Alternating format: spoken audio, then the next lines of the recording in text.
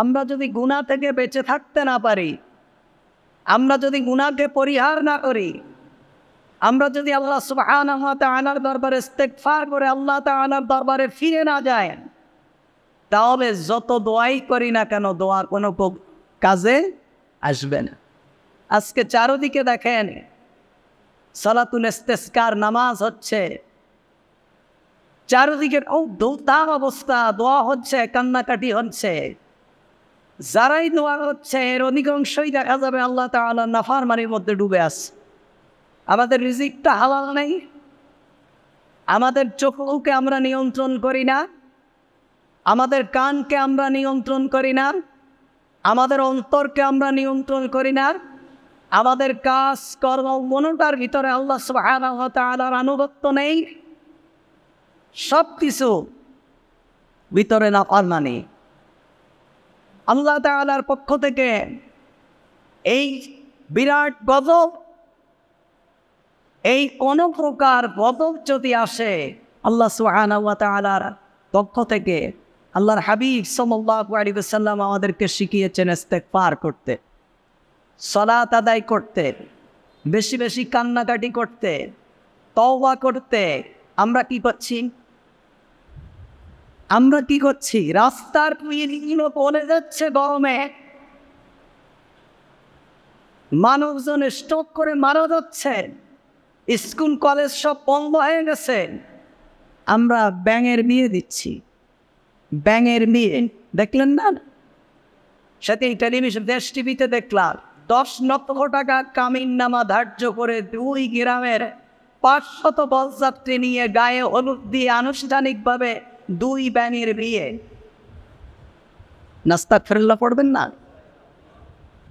আপনি যদি মনে করেন ব্যাঙ দিয়ে দিলে বৃষ্টি নামবে, সুস্পষ্ট শিরক, সুস্পষ্ট শিরক। আপনি ব্যাঙের বিবাহ দিচ্ছেন বৃষ্টি নামানোর জন্য, আর মুহাম্মদ রাসূলুল্লাহ সাল্লাল্লাহু আলাইহি ওয়াসাল্লাম সালাতুল ইস্তিসকা শিখিয়েছেন। তার মানে কি? আল্লাহর পক্ষ থেকে গজব আসতেছে, অন্যদিকে আপনি আল্লাহ তাআলার নাফরমানি করছেন, আল্লাহর সাথে শিরক করছেন। ঢাকা বিশ্ববিদ্যালয়ের মতো একটা বিশ্ববিদ্যালয় যেটা মুসলমানদের জমির উপরে দাঁড়িয়ে আছে,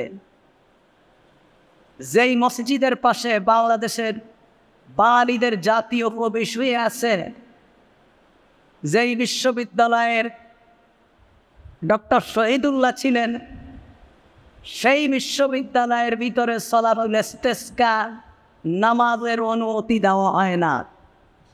আমরা কি মায়ানমারে বাস করি? আমরা কি কাশ্মীরে বাস করি যে বাংলাদেশের ঢাকা ইউনিভার্সিটিতে কোরআন তেলাওয়াতের অনুমতি নিতে হয়, সালাত আদায় করতে অনুমতি নিতে হয়, অথচ সেখানে পূজা হয় অনুমতি লাগে না, সেখানে সাধক জ্ঞানের কনসার্ট হয় অনুমতি লাগে না। এ জাতির উপর আল্লাহর পক্ষ থেকে লানত এবং ওই নেতা নেত্রীর উপর আল্লাহর পক্ষ থেকে লানত, যারা এক আল্লাহর এই বিধানকে মানতে মানুষকে প্রতিবন্ধকতা সৃষ্টি করেছে। কি আশ্চর্য ব্যাপার! আপনি গজব থেকে বাঁচবেন, নামাজ ওখানে পড়লে কি এমন অসুবিধা হতো? নামাজের কত সময় লাগে, আর নামাজের বেতন এত নীরব ইবাদত, এত ডিসিপ্লিন ইবাদত, আর কিন্তাস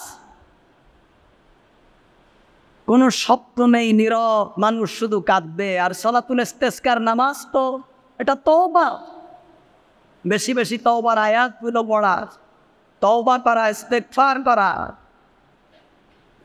সুতরাং ভাইরা আমার, আমরা যত দোয়াই করি না কেন, আল্লাহ সুবহানাহু ওয়া তাআলার নাফরমানি থেকে যদি আমরা বেঁচে থাকতে না পারি, আমরা যদি গুনাহ থেকে বেঁচে থাকতে না পারি, তাহলে আমাদের এই কান্নাকাটি কোনো কাজে আসবে না।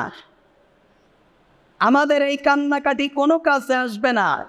আমাদের প্রত্যেকটি ব্যাপার মুহাম্মদ রাসূলুল্লাহ সাল্লাল্লাহু আলাইহি ওয়াসাল্লাম যেভাবে করেছেন আর আল্লাহ যেভাবে বলেছেন এর বাইরে কোনো ইবাদত এবং কোনো তরিকা, কোনো পদ্ধতি গ্রহণযোগ্য হবে না,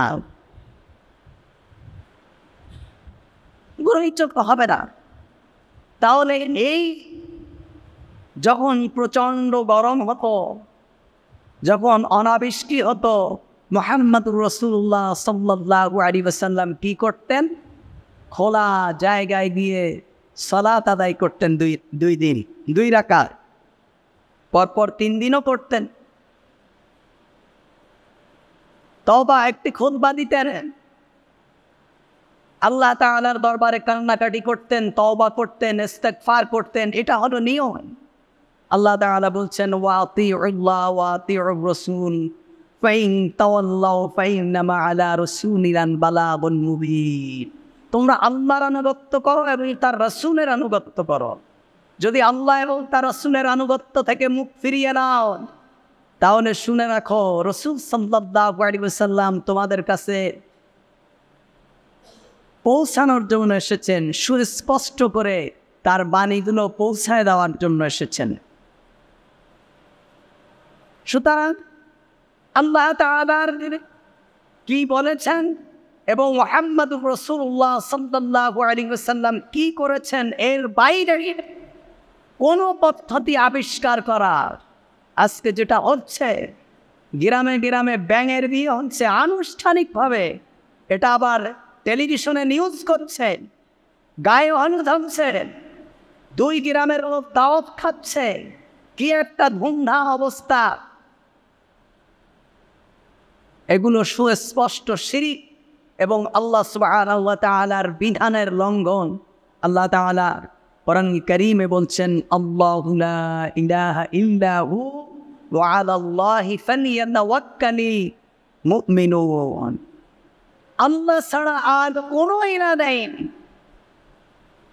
আল্লাহ ছাড়া আর কোনো ব্যক্তি, আল্লাহ ছাড়া আর কেউ তোমাদের কোনো বিপদ মুসিবত থেকে তোমাদেরকে উদ্ধার করতে পারে না। এটা হলো ইবাদত। আপনি কোন ব্যাপারে আল্লাহ তাআলা ছাড়া আর কারোর উপর নির্ভর করলে আপনি মুশরিক।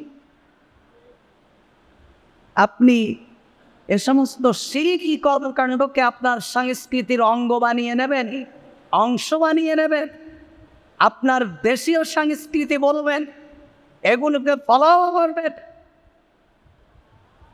এদেশের মিডিয়াগুলো তো ইসলামের বিরুদ্ধে, মুসলমানদের বিপরীত যদি কোনো কিছু হয়, মিডিয়াগুলো সেটা ফলো করে, প্রচার করে। দেখেন না, ইসলামী বই আদা হয় বাইকিং কামরামে, কোনো মিডিয়ার কোনো খবর নেই, সব যেন ভারতের টাকা খেয়ে ঘুমায় আছে।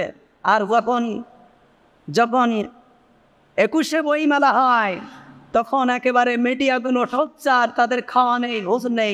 তার মানে কি, মানুষকে জানতেও দেয় না যে দেশে একটা ইসলামিক বই মেলা হয়, যেখানে কোরআন বিক্রি হয়, হাদিস বিক্রি হয়, সিরাত বিক্রি হয়, ইসলামী মনীষীদের জীবনী বিক্রি হয়। এগুলো জানার দরকার নেই। এগুলো লোকেরা যত বলবে, তত পাশ্চাত্যের তাবেদার গোলাম যারা আছে, তাদের নেতৃত্ব এবং তাদের ক্ষমতার বিরুদ্ধে জাতি রুখে দাঁড়াবে। এজন্য এগুলো মানুষদেরকে জানতেই দেয় না। আর ইসলামের বিরুদ্ধে যদি কিছু হয়, সেগুলোকে ফলাও করে চাপায়।